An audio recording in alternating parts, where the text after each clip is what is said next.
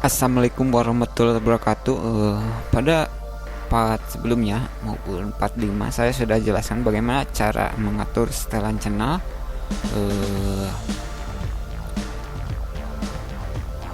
Setelan channel baik itu informasi dasar, setelan lanjutan maupun kelayakan fitur.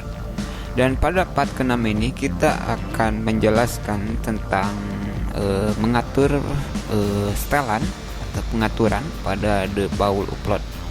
Apa manfaat mengatur setelan pada The Baul Upload ini? Tentu saja ketika kita akan mengupload video baru, apabila kita sudah mengisi opsi untuk The Baul Upload, maka setiap kita mengupload video baru, maka pengaturan tersebut akan muncul pada setiap video. Oke, di sini kita akan langsung contohkan saja. Misalkan di sini saya akan di sini Anda contohnya membuat judul apa saja, nanti judul ini akan selalu muncul ketika Anda mengupload video. Contohnya misalkan Anda ingin membuat misalkan contohnya judul strip, di sini saya misalkan Ripat Kreator. Kreator. Maka setiap Anda mengupload video, judul ini akan ada seperti ini. Anda tinggal mengganti apa ya? Tinggal mengganti judul saja. Jadi setiap judul, tetapi saran saya setiap video tidak boleh ada judul yang sama, karena nanti itu akan menjadi duplikat titel, walaupun pada dasarnya video Anda tidak akan mendapat teguran maupun video Anda tidak ya intinya tidak ada pemberitahuan, tetapi berdasarkan pengalaman saya untuk judul tidak boleh ada yang sama, karena itu akan nanti duplikat. Karena untuk mengetahui apakah konten kita duplikat, sebenarnya untuk YouTube ini kita tidak bisa membuka webmaster Google ya. Dan kebetulan saya memiliki beberapa website, dan memang sudah bertahun-tahun saya menggeluti bidang website. Jadi saya tahu gitu. Setiap membuat konten artikel saja, saya memperhatikan setiap judul, dicek dulu apakah ada yang sama dengan konten yang sebelumnya pernah saya buat atau belum, karena itu nanti akan duplikat dan tidak baik untuk hasil pencarian, baik untuk Google, YouTube maupun Bing maupun mesin pencari lainnya, bahwa untuk duplikat title atau duplikat judul itu memang tidak baik.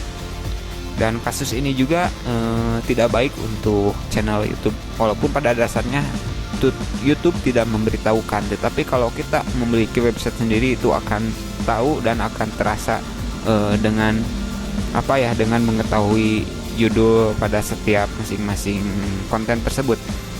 Oke, selanjutnya untuk deskripsi ini sama, karena ini sifatnya The Baul Upload, jadi setiap kata yang Anda masukkan di sini akan selalu muncul pada setiap video yang akan Anda upload. Misalkan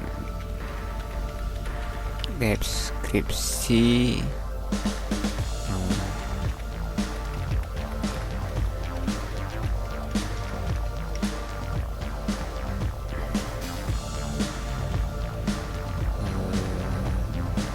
jadi tinggal sesuaikan saja.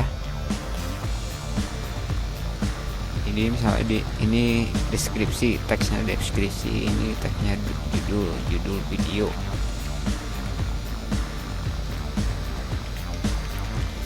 Manfaat ini sebenarnya akan lebih terasa jika kita, khususnya untuk deskripsi, untuk yang pengisian ini, apabila salah satu channel saya contohnya yang membahas otomotif, karena saya jualan jualan motor sebenarnya, jadi biasanya saya mencantumkan alamat,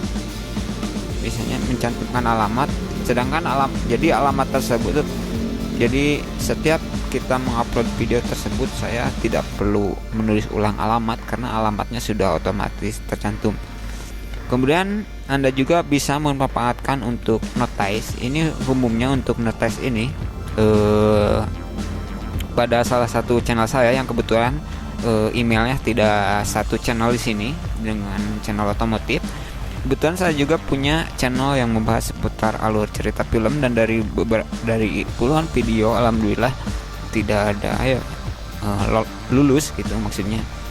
Dan biasanya pada akhir video saya menampilkan notice. Notice itu sejenis copyright untuk apa ya, bahwa materi yang video yang kita gunakan mengacu kepada apa ya, kepada acuan yang sudah ditetapkan oleh YouTube berdasarkan notice. Jadi sebenarnya saya ingin menjelaskan secara lengkap gitu, seperti bagaimana sih sebenarnya yang pembuatan alur cerita film atau konten cerita film itu kok bisa dimonetisasi ya, atau bisa dibikin ads ya, atau bahkan bagaimana sih sebenarnya kita cara membuat channel YouTube kita tanpa perlu bicara sekalipun.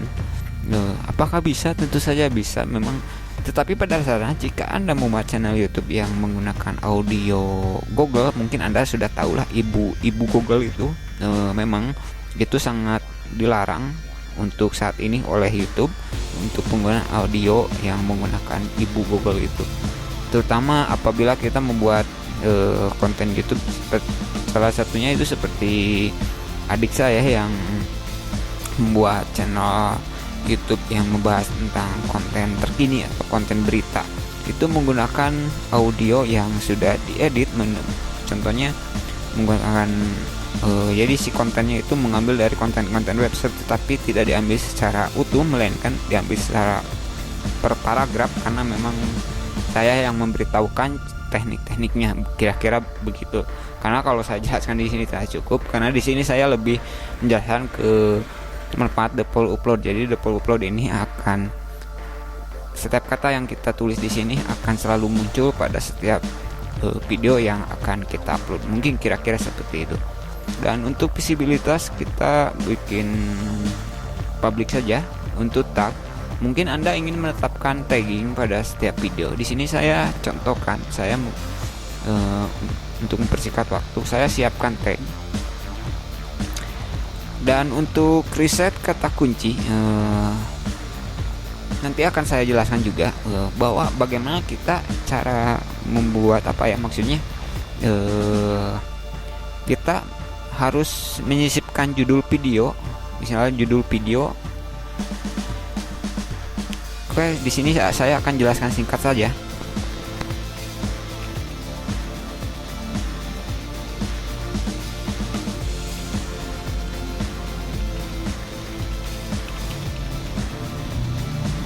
Misalkan di sini saya memiliki kata kunci cara membuat tempe. Jadi setiap membuat video kita harus menyisipkan judul. Jadi judul itu harus Anda sisipkan pada deskripsi, dan Anda juga harus sisipkan pada tag. Itu akan lebih mudah masuk pencarian YouTube. Jadi kira-kira seperti itu. Nanti akan saya jelaskan cara risetnya.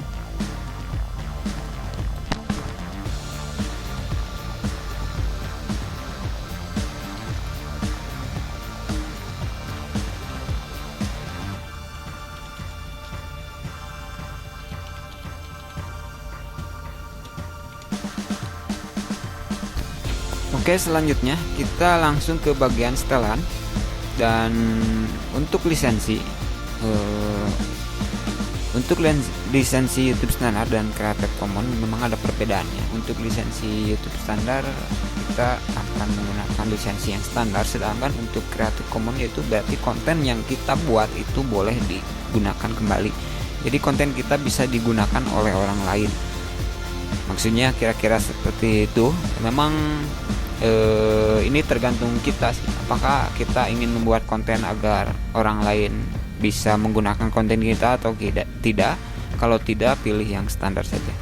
Untuk kategori silakan Anda pilih, karena ini untuk developer ini. Jadi kita setiap mengupload video kita tidak perlu harus mengatur ulang kategorinya. Karena di sini saya membahas konten YouTube, saya masukkan ke blog dan orang saja. Kemudian untuk bahasa video saya tidak pilih, biarkan otomatis. Dan untuk bahasa judul dan deskripsi saya menggunakan bahasa Indonesia. Oke, mungkin untuk setelah lanjutan kira-kira seperti ini. Untuk sertifikasi teks kita coba tidak perlu diisi. Bahasa video tidak perlu, biarkan otomatis. Jadi biarkan orang bule juga menonton, jadi bahasanya menyesuaikan dengan pengunjung. Ini biarkan The Paul dan oke, mungkin hanya itu saja dulu. Dan setelah selesai, Anda klik simpan. Maka setelan Anda sudah disimpan. Jadi yang tadi ini sudah Anda berhasil disimpan. Oke, mungkin untuk part ke-6 ini dicukupkan dahulu, karena nanti kita akan bahas untuk part ke-7 kita akan bahas masalah izin komunitas dan perjanjian. Oke, sekian dulu apa yang bisa saya sampaikan, dan wassalamualaikum warahmatullahi wabarakatuh.